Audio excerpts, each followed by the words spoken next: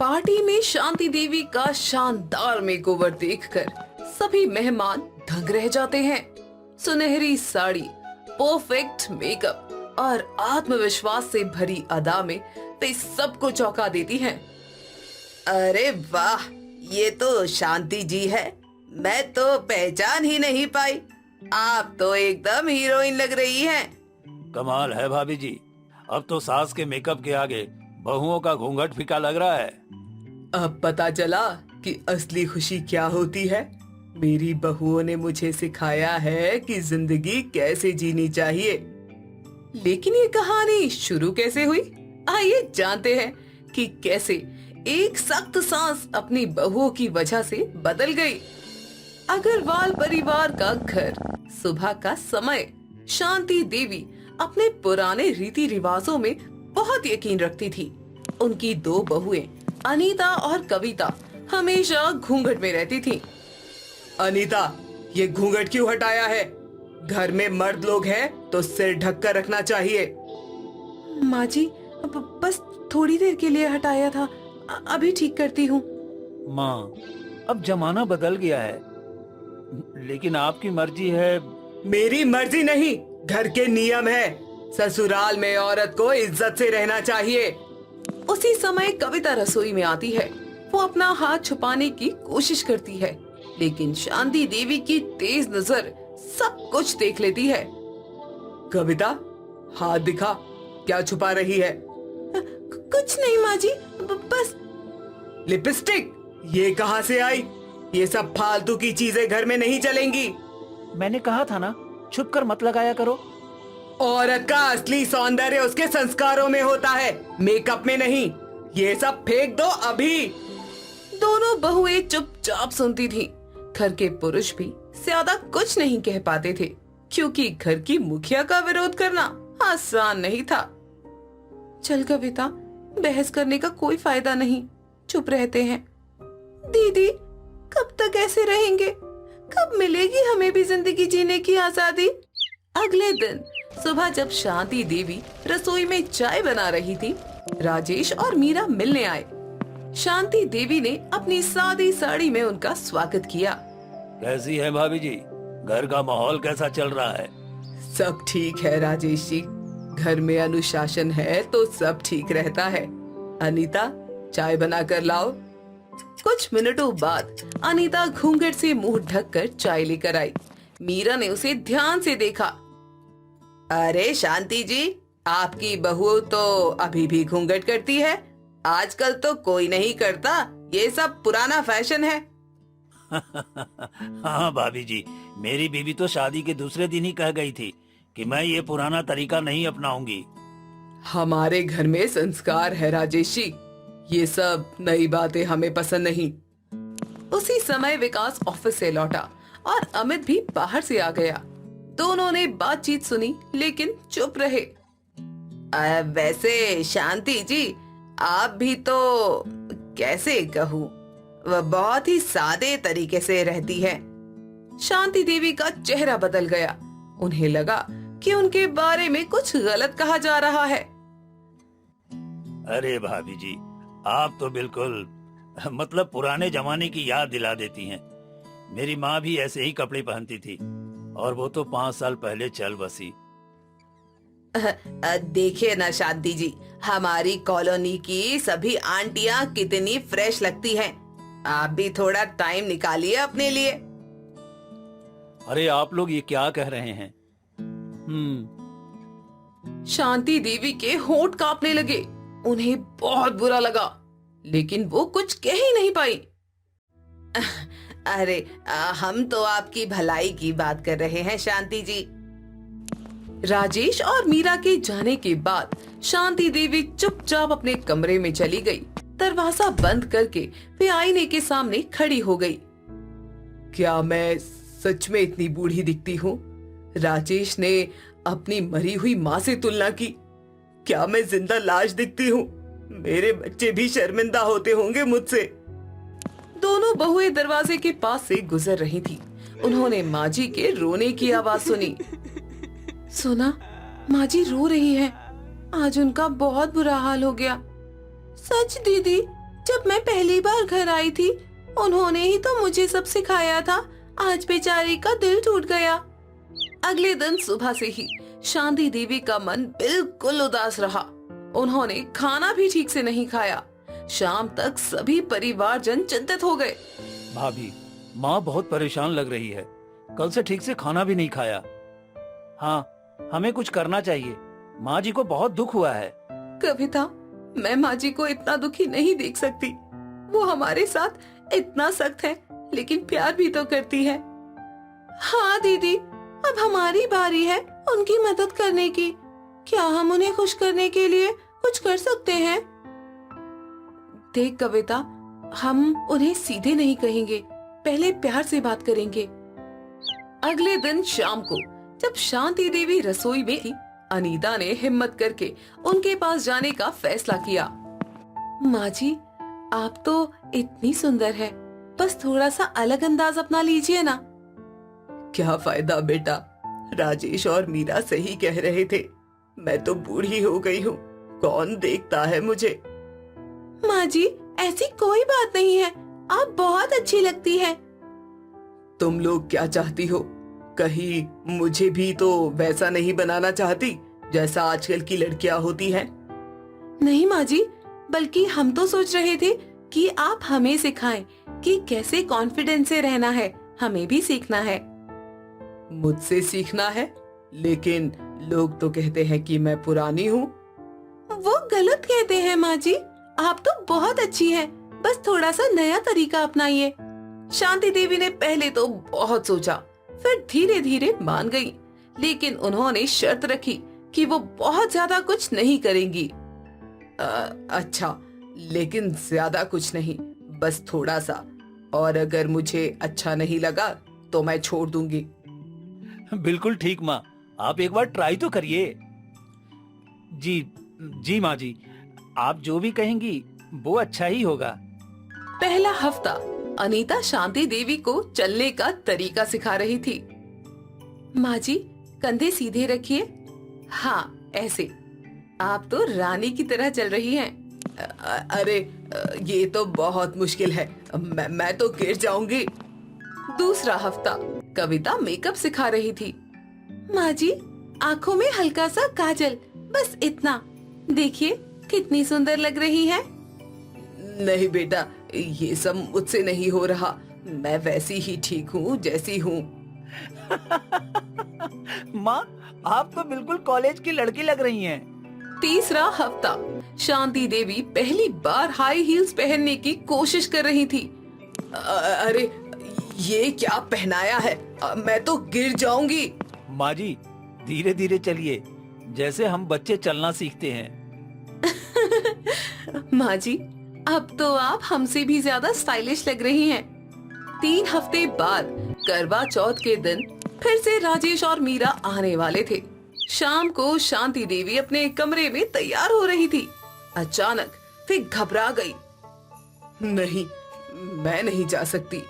लोग हंसेंगे, कहेंगे देखो, बूढ़ी औरत जवान बनने की कोशिश कर रही है। माँ जी, हमने 3 हफ्ते मेहनत की है, आप हार मत मानिए। वाह माँ जी, 3 हफ्ते की मेहनत रंग लाई। आप तो कमाल की लग रही हैं। माँ, आज तो आप सबसे सुंदर लग रही हैं। सच में माँ जी, मैं तो पहचान ही नहीं पाया। सच में अच्छी लग रही हूँ। अब भी थोड़ा डर लग रहा है, पता नहीं राजेश और मीरा क्या कहेंगे। वो लोग तो आपको देखकर दंग रह जाएंगे माँ जी, आप कॉन्फिडेंस से जाइए। जब शांति देवी लिविंग रूम में आई तो राजेश और मीरा चाय का कप लेकर बैठे हुए थे। वे उन्हें देखकर चुप हो गए। ये कौन है?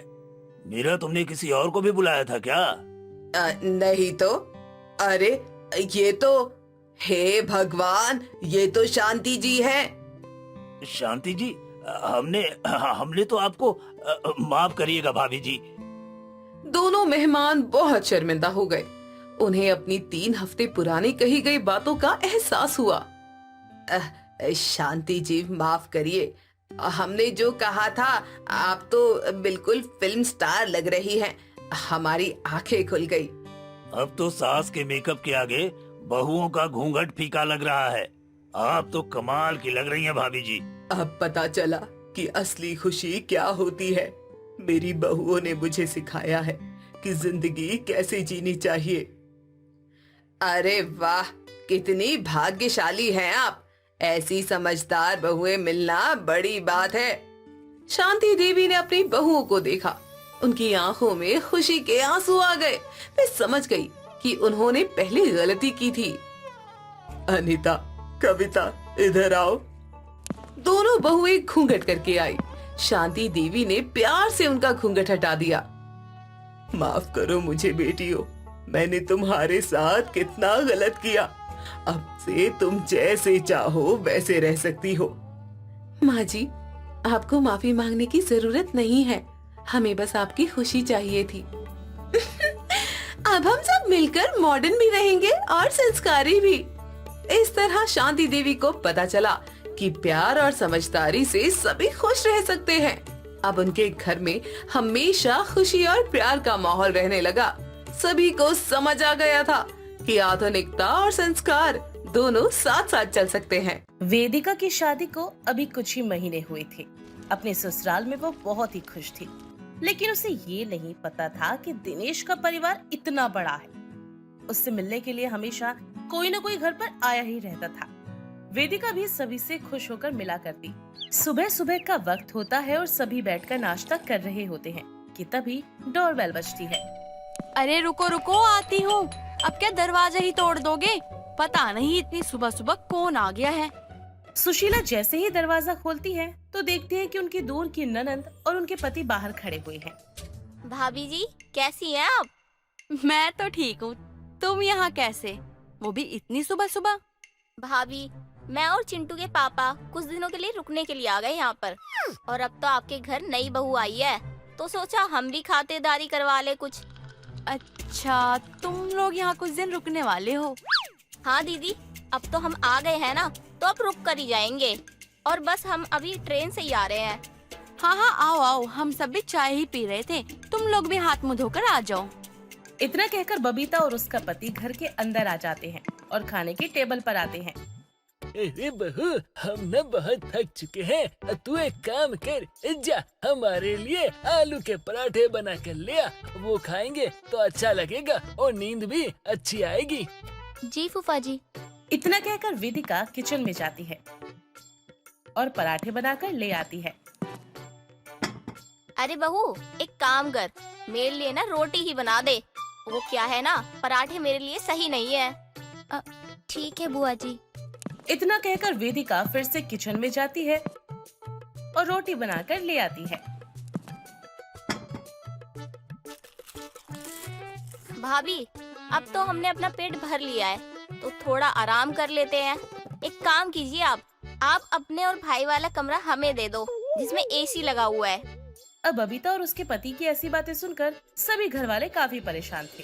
पहले तो वेदिका को उनकी सेवा करने से किसी भी तरह की परेशानी नहीं थी, लेकिन अब उसे भी गुस्सा आने लगा था, क्योंकि दोनों हर वक्त किसी न किसी बात को लेकर परेशान करते ही रहते थे। अरे वेदिका बहू, तुम्हारी साड़ी तो बहुत सुंदर है। एक काम करो, ये मुझे दे दो। जब मैं ये साड़ी पहनूंगी ना, मुझ पर बहुत सुंदर लगेगी। मुझे तो ये साड़ी बहुत पसंद आई है।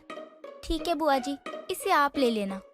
अरे बहू, एक काम कर, एक बढ़िया सी चाय बना दे। चाय पीने का अब बहुत मन कर रहा है। एक कप चाय पियेंगे तो मजा आ जाएगा। एक काम कर, साथ में गर्मा गर्म पकोड़े बना लियो, वो खाएंगे तो ज्यादा मजा आएगा। अब तो वेदिका यही सोचने लगी थी कि ना जाने ये लोग कब यहाँ से जाएंगे, क्योंकि वो सभी को परेशान करते रहे। उन्हें घर में जो भी चीज अच्छी लगती उसे ही अपने बैग में रख लेते। एक दिन जब बबीता और सुनील पार्क में घूमने के लिए गए होते हैं, तभी मम्मी जी, फूफा जी और बुआ जी यहाँ से कब जाएंगे? अब तो हद ही हो गई है। अरे बहू, मैं खुद भी बहुत परेशान हो चुकी हूँ। मम्मी जी, इनकी खातिरदारी में दिनेश जी की आधी सैलरी लग जाती है। हर रोज उनके लिए कुछ न कुछ बनाना पड़ता है और बाहर से मंगवाना भी पड़ता है। हाँ वेदिका बहू, मैं क्या कहूँ, मुझे तो कुछ समझ ही नहीं आ रहा है अब। अरे सुशीला जी, एक काम कीजिए, जाइए और भाई साहब जो कपड़े लाए थे अपने लिए कल परसों वो वाले ले आइए। मैं नहाकर वही पहनूंगा। अरे वो कपड़े तो उन्होंने अभी तक नहीं पहने हैं। अरे तो क्या हुआ, अब वो पहने चाहे मैं पहनूं, अब बात तो एक ही है। अब मैं पहनूंगा तो ज्यादा अच्छा लगूंगा। बेशर्म कहीं के, सारी बेशर्मी की हद पारी कर दी इन दोनों ने तो। मम्मी जी, अब तो कुछ करना ही पड़ेगा। अब बहुत हो गया, इन्होंने तो हद पारी कर दी है। ये तो इस घर में मालिक बनकर रहने लगे हैं। हाँ बहू, अब तो मैं भी बहुत ज्यादा परेशान हो चुकी हूँ। मुझे तो समझ ही नहीं आ रहा है कि इन्हें कैसे यहाँ से भगाया जाए। अरे बबीता, तुम वापस कब जा रही हो? वो क्या है ना, तुम्हें इतने दिन हो गए हैं तो मैं सोच रही हूँ कहीं तुम्हारे बहू बेटे परेशान न हो रहे हो। अरे भाभी, आप क्यों चिंता करती हो? वहाँ वैसे भी सब ठीक ही होगा। और वैसे भी मुझे पता है आप चाहते हो कि मैं यहाँ से नहीं जाऊँ। हाँ हाँ, ऐसा ही है। अब तो सच में हद ही पार हो गई है। मम्मी जी, अब तो मैं इन्हें अपने घर से भगा कर ही रहूंगी। बस अब बहुत हो गया। बहू, तुम ऐसा क्या करोगी जिससे कि ये लोग वापस ही चले जाएं? मम्मी जी, आप चिंता मत कीजिए, बस आप देखती जाइए। वेदिका बहू, एक काम करो, आज ना कुछ अच्छा सा बना लो खाने में। अरे बुआ जी, आप इतने दिनों से यहाँ रुकी हुई हो, क्यों ना आज आप हम सबको अपने हाथ का खाना बनाकर खिलाओ। आखिर हमें भी तो पता चले कि आप कितना अच्छा खाना बनाती हो। अच्छा तो ठीक है, मैं खाना बना कर खिलाती हूँ आज तुम्हें। अरे सभी लोग कहाँ हो? जल्दी से आइए, मैंने सबके लिए खाना बना लिया है, बैठकर खाइए। सभी लोग खाने के लिए बैठते हैं और वेदिका बोलती है, अरे बुआ जी, खाने में तो नमक कम है और सब्जी भी जरा कच्ची रह गई है। एक काम कीजिए ना, आप सभी के लिए दाल बना दीजिए। बबीता ये सुनकर दंग रह जाती है कि अब भाई खाना तो उसने बहुत ही मुश्किल से बनाया था, लेकिन अब वेदिका कह रही है कि सभी के लिए दाल बना लाओ। अब बबीता को तो काटो खून ही नहीं, लेकिन बेचारी करती भी तो क्या, अपनी इज्जत बचाने के लिए उसे सभी के लिए फिर से दाल बनानी ही पड़ी। अरे वेदिका बहू, अरे वेदिका बहू, कहाँ हो? उठी नहीं हो क्या अभी तक? देखो, मैं और फूफा जी उठ चुके हैं तुम्हारे। जल्दी से चाय बना के ले आओ हमारे लिए। बुआ जी, वो क्या है ना, आज तो मेरी तबीयत बहुत ज्यादा ही खराब है। आज तो मेरा पूरा शरीर और पूरा बदन टूट रहा है। अब आप उठ गई हो तो क्यों ना आप सभी के लिए चाय नाश्ता बना दो। अब भाई बबीता फिर से हैरान हो चुकी थी कि ये क्या, बहू तो बीमार है, अब सभी के लिए चाय भी उसे ही बनानी होगी। ठीक है बहू, बना देती हूँ मैं चाय, लेकिन ये तो बता भाभी कहाँ है? बबीता सोच रही थी कि अपनी भाभी से ही सारा काम करा लेगी, लेकिन उसे क्या पता था कि ये वेदिका और सुशीला की चाल थी। अरे बुआ जी, माँ जी के घुटनों में आज बहुत दर्द था तो वो दिनेश जी के साथ डॉक्टर के पास गई हैं। अच्छा ठीक है, फिर मैं सभी के लिए खाना बना देती हूँ। बहू, मुझे तुम्हारा ये नेकलेस बहुत पसंद आया। एक काम करो, ये ना मुझे दे दो, मुझ पर बहुत सुंदर लगेगा। बुआ जी, आपको भी अच्छा लग रहा है ना ये? हाँ हाँ बहू, बहुत ज्यादा सुंदर है, ला दे दे मुझे, अब मजा आएगा। बहू ये हार मुझे दे देगी।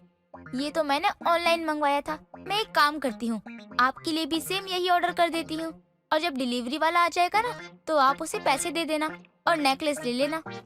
इतना सुनकर तो बबीता दांतों तले उंगली चबाने लगी। अब उसे समझ आने लगा था कि यहाँ उसकी दाल नहीं गलने वाली और उसका खेल खत्म हो चुका है। सुनो जी, अब हमें यहाँ से जाना चाहिए, कहीं ऐसा ना हो ये लोग हमारी बेइज्जती करके हमें निकाल दे घर से। अरे ठीक कहती हो, जल्दी से चलते हैं, इससे पहले धक्के मार के निकाले। हम खुद चले जाते हैं। इतना कहकर दोनों अपना सामान पैक करने लगते हैं और अगले दिन जाने की तैयारी करते हैं। अच्छा भाभी, तो हम चलते हैं, आपने हमारी इतनी सेवा की उसके लिए धन्यवाद। उनके जाने के बाद सुशीला अपनी बहू से कहती है, वेदिका, तुम्हारी वजह से हमारे बिन बुलाए मेहमानों से पीछा छूटा है। इन्होंने तो हमारी नाक में ही दम कर दिया था। और इस तरह से वेदिका के बिन बुलाए मेहमान को अपने घर से भगाने में वो कामयाब भी हो जाती है। दोस्तों, अगर आपको ये कहानी पसंद आई तो इसे लाइक करें, शेयर करें और कमेंट करके बताएं कि कहानी में आपको सबसे अच्छा क्या लगा।